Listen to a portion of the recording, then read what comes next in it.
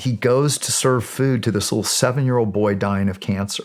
And the little boy said, "Do you believe in Jesus?" And he said, "No, I don't really believe in all that. But if there is a heaven, I'm sure you will go there." And he says to him, "I'm going to pray for you, and you'll be there too."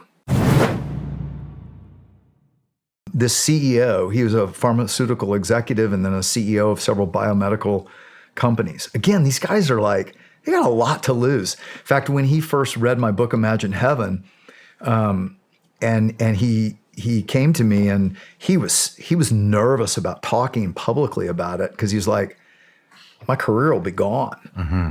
And yet they do, but he is there with Jesus. He had 6 embolisms travel up his leg and had a pulmonary embolism, blocked his breathing. Then his body goes into sepsis, shuts down. And he finds himself in, again, this incredibly beautiful place. And he's with Jesus. He's walking with him. And then Jesus starts to show him these vignettes of his life. Okay. And there's like a life review. Now, in his case, it wasn't everything. But he showed him these different points. And this one was, first he had a really hard upbringing. So he had no friends. He was in and out of the hospital a lot. He was overweight, so he was bullied a lot. And Jesus is showing him this. And he's like, "Why are you showing me this?" Like, he's basically like, "This sucks. Why are you making me relive this?" Because they not only see it, you feel it, you think it, you remember everything as if you were re-experiencing it, but not just what you were thinking and feeling, what the other people you were interacting with were also thinking and feeling. So it's like you experience your life in a relational way from God's perspective. That's what's so life-altering about it. But what was kind of cool in Randy's case is he asked, "Why are you showing me this?" And then it dawned on him. Were you there with me? And Jesus looks at me and he says, "I was always with you, just waiting for you to turn to me." And he was basically showing him that, even in all the suffering, he's been there through it. He's been there with him. And he goes to another venue where he sees himself now, and he became an atheist. He went to Northwestern University. He tried to disprove God and disprove all religions. And he went through this whole, he was a pretty mean atheist for a while. And so he's working as an orderly in a hospital. And he goes to serve food to this little 7-year-old boy dying of cancer.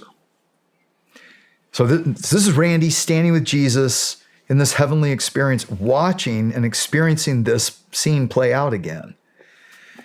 And the little boy, he comes in, and the little boy said, "I'm dying, but I'm going to go to heaven."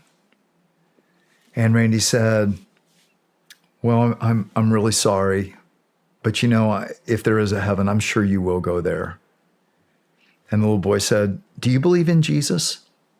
And he said, "No, I don't really believe in all that, but I'm glad you do. I'm sure you'll be there." And the little boy, this little 7-year-old dying of cancer, right? And he says to him, "I'm going to pray for you, and you'll be there too."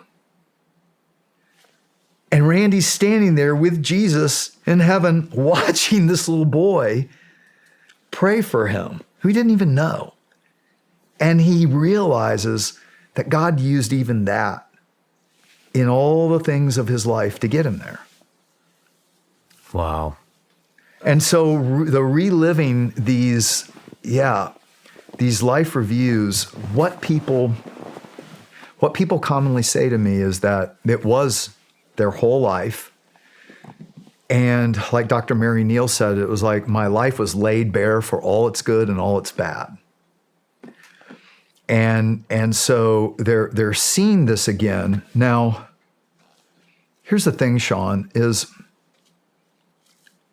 most people fear that. I have. There are things in my life I don't want to sit there and watch before God, right? And then I started to realize, okay, wait a second. This is God. Do I really think I've been hiding? Do I really think he doesn't know everything? And that's the reality. No, he's been with you always.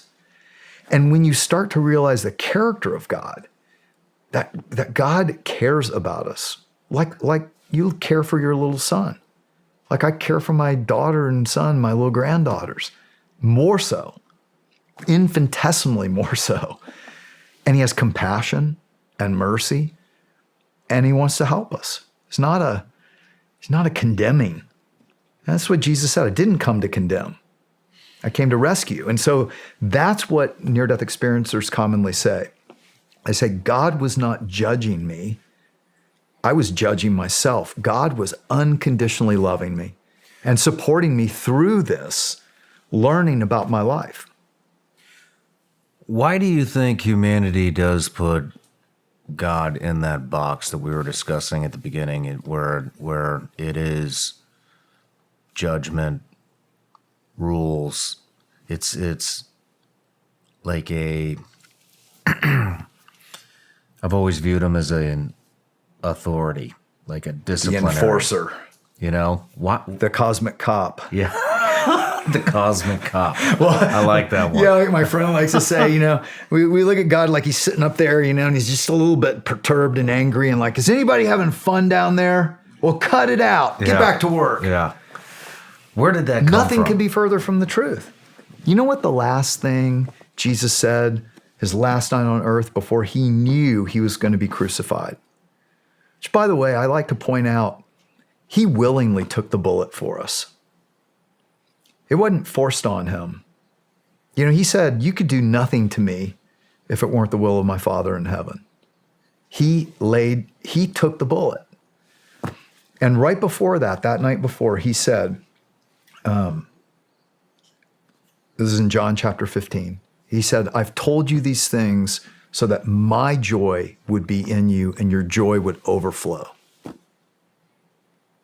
So think about it.